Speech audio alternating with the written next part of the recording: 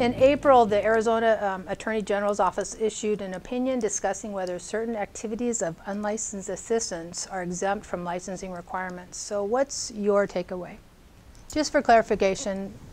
Well, you know, the Attorney General is our partner. They're our legal input. And that legal opinion was actually asked of the AG a couple of years ago. And it takes a while for those determinations to be given to us.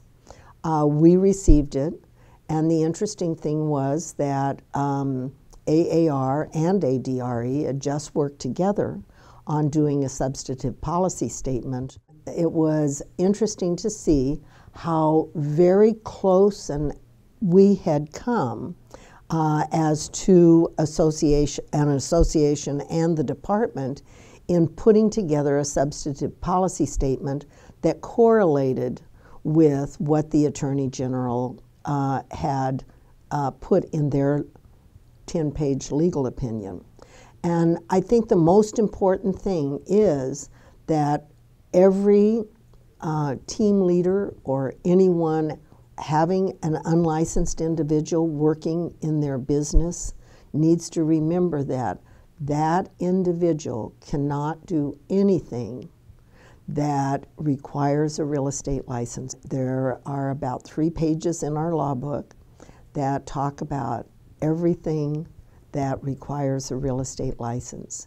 If we're going to hire a real estate unlicensed assistant, we need to, number one, have the substantive policy statement, the SPS, which says what that individual can do and what they cannot do, and then really refer to the law book to see what an unlicensed assistant cannot do because it is practicing real estate.